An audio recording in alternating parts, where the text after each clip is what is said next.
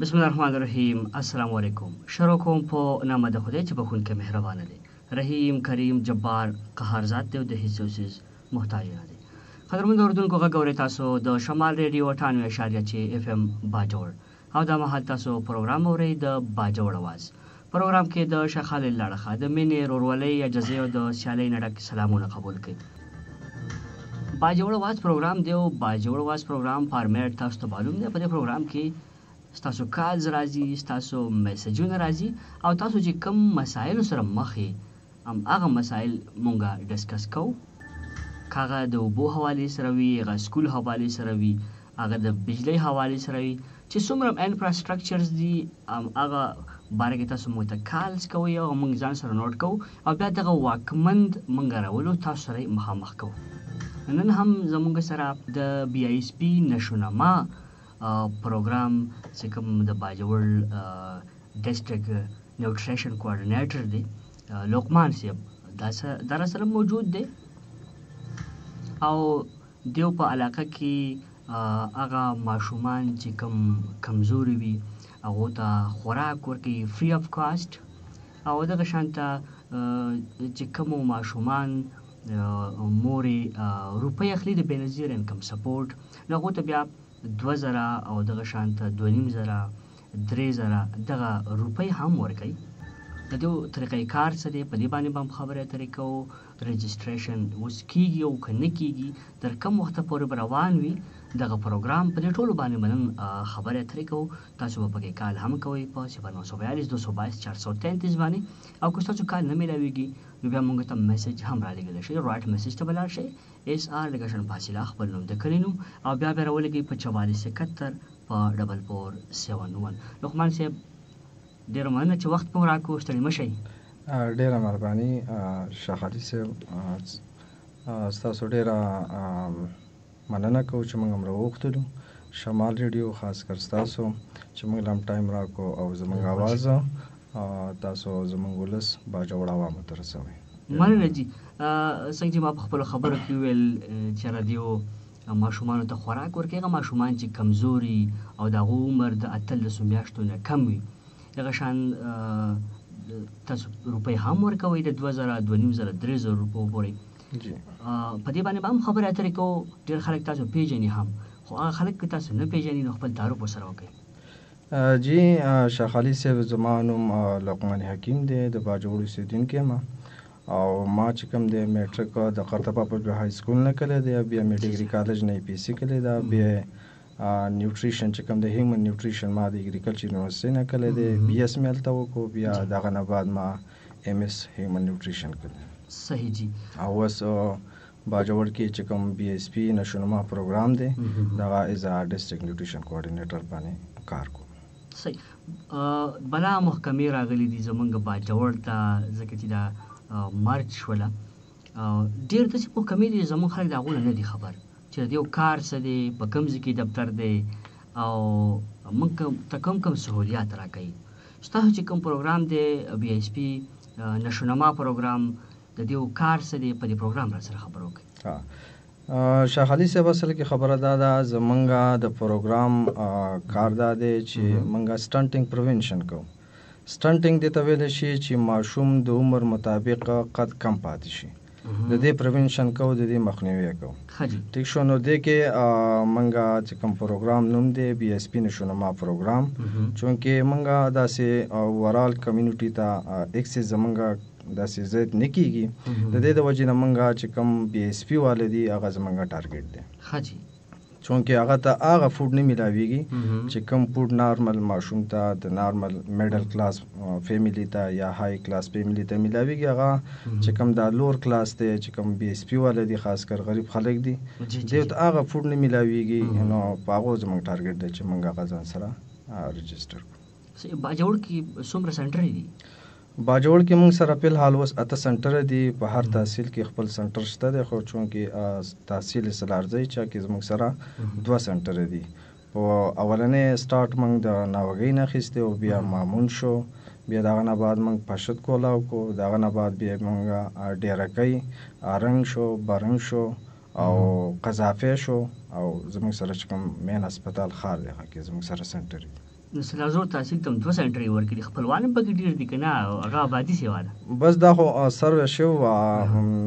منګه مامون ته هم 2 ورکول ښه جي. نو بیا چونکې دغه میبي چې موږ ته باجوړ مامون ته بل هم سنټر راکړي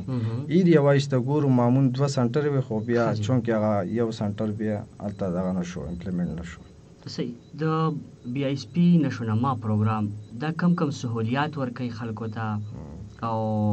کم کم کارونه کوي؟ زمونږ سره چې کوم د بی ایس پی والا وي هغه راځي اکټیو بی ایس پی والا چې دغه پیسې کولا وي یا د ګوتې مسله وي بایومیټریک مسله وي یا چې کوم د بلاک وي کارډز هغه موږ سره رجسټر کیږي نه چې کوم اکټیو بینیفیشري دي مطلب هغه پیسې وس هم کولا وي دي څه د وجې نه باندې نه دي هغه چې موږ ته راشي نو بیا په هغه کې زموږ سره کنډیشن دي 2 کنډیشن دا دی چې دغه بی ایس پی بینیفیشري پریګننټ وي یا دغه حامله وي نو ماشومانو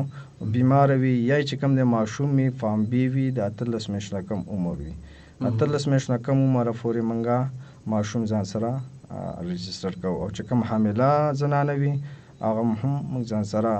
رجسټر کوو نو هغو ته موږ کوارټر بیسیز یعنی 3 میاشتو خوراک ورکوو او کنډیشنل چې کوم کیش دی چې هغه 2000 هم کېدلی شي 2500 هم دي چې کوم حامله زنانه وي هته 2000 ورکوو او چې کوم زنانه ماشوم وي یعنی الک وي هته هم 2000 ورکوو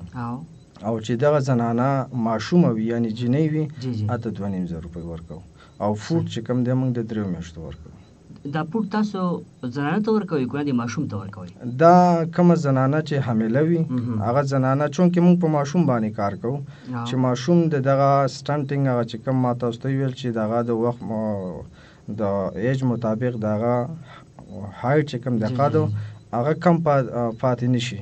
نو چونکې په ماشوم باندې موږ کار کوو نو هغه زنانه چونکې حامله هم وي نو ماشوم ته خوراک پکار وي نو بیا هغه ټیم کې مور خوراک کوي بیا چې کله ماشوم د وشي یعنی ډیلیوري وشي د 6 میاشتو پورې بیا ماشوم خوراک نشي کولی نو بیا هم موږ مور ته خوراک ورکوو چې ماشوم ته د پای په لاره باندې چې کوم دغه ته صحیح خوراک ملاویږي بیا چې کله ماشوم خپل کورنۍ خوراک شروع کړي یعنی د 6 میاشتو نه بار بیا ماشوم ته خپل خوراک شروع کړو تر د 24 ماه پورې ماشوم ته بیا خوراک ورکوو. تاسو خپل خبرو کې ویل چې دا اکټیو کم د پیسې چې کم اخلي بی ایس پی والا هغه ته سره موږ دا ورکوو صرف هغه ته ورکوو. یو ماشوم دی او هغه کمزور دی یا هغه ضرورتمند دی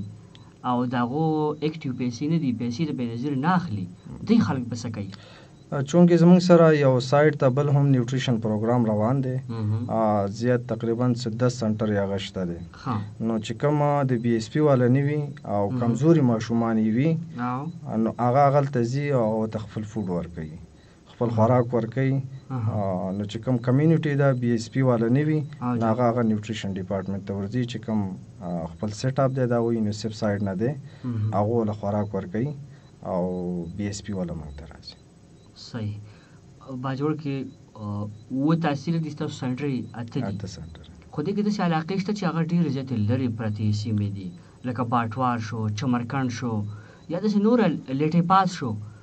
دا خلک چې الته رارسي خو ډېره خرچه کېږي د تلو راتلو ټي ای ډي هم لګي د سنټري سیوا کول به ضروري نه دي؟ دا اصل کې چې کوم سنټر ته اکسیسیبل وي یعنی راتللی شي ګاډي ماډي تګ راتګ اسان وي هغه سنټرو ته راځي بیا کو داسې د لارو مسله وي او هغه موږ ته سنټر ته نشي راتلی نو موږ زموږ سره په سنټر کې آوټریچ یعنی سوشل موبلایزر 3 کسان کار کوي چې هغه کلو ته ځي فرض کړئ تاسو نوم واخیسته بټمالۍ یا بل یو داسې ځای هغه په شت هسپتال ته داسې اسانتیا نشي راتلی نو دا هلته ځي دا زموږ چې کوم 3 کسان په سنټر کې کار کوي هلته بی ایس پی والا د هغو ته پوره دغه ورکړي چې تاسو یعنی 10-15-20 پورې هلته تیاری کی او د هغو ټیکو کارډونه او د هغه زنانه چې کوم ویریفیکیشن دی د حاملې ټیک شو دا ټول هر څه وکړي نو بیا موږ هلته خپل ټیم لیږو خوراک هم هلته سا ګاډي کې دغه کو خپل ټیم هلته ځي او هلته دغه رجسټریشن په هغه کلي کې کوي چې کوم زیات لرې کسان وي او سنټر ته داسې په اسانه نشي راتلی نو موږ بیا هغه کلو ته په خپله ټیم هلته ورځي. هغه خو به هغه خلکو ته تاسو راځي چې کوم سفارش کېږي اکسیسیبل وي که نه، نو عام سړي خو به تاسو نه ځئ که نه؟ نه، چونکې دا خو بی ایس پی والا دغه دی او موږ حتی الوسه کوشش کوو چې په دې کې هغه سفارش او هغه مخکېوالی ونیسي. ټوټل بس چې کوم الیجیبل کسان وي او سنټر والا ورته ناست وي، سټاف والا ورته ناست وي او هغه رجسټر کوي ځان سره. صحیح. دا خبرو کې موږ ډسکس کا هم تلله، خو بهرحال چې خلک په نور هم پوه شي، هغه خلک چې دغه ټول ارسې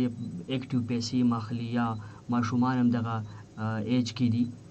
دیو ته څه ریکوایرمنټس پکار دي؟ لکه څه وکړي دی چې دغه پیسې هم ترلاسه کړي یا دیو ته دغه خوراک هم ورکړی شي؟ نو کو بی ایس پی اکټیو بینیفیشري موږ له پکار دی چې کوم د بېنظیر روپۍ اخلي په پښتو کې، نو دغه زنانه کو حامله وي، ټیک شو، او دغه زنانه ماشوم فام بی وي، 18 میاشتو نه کم عمر وي دا ماشوم، په فام بی کې 18 میاشتو عمر کم وي، نو بیا به چې کوم دی هغه موږ له راځي یا به موږ هغه کلو ته ورځو. نو هغه دپاره دا 2 شرطونه دي. بیا چې کوم زموږ سره سایټ ته نور دا ویکسین وي، ای پی آی ویکسین، دا هغه کارډ ای پی آی کارډ ورسوي ماشوم سره، او که کوم حامله زنانه وي هغه هم خپل هغه ټي ټي ویکسین وي هغه ورته کېږي، یا او د پریګنینسي ویریفیکیشن دپاره موږ یعنی چې موږ ته تصدیق وشي چې او دا حامله ده، زموږ سره هسپتال کې ایلیچوي او ګایني ناست وي، هغې ویریفیکیشن وکړي، د هغه ویریفیکیشن نه بعد تصدیق نه بعد بس موږ خپل پروسس بیا هغو ته پوره کړو. خاص طرف ته به هم راځو، د خلکو رای به پکې هم اخلو، د خلکو په ذهن کې کم سوالات دي هغه به هم وایو،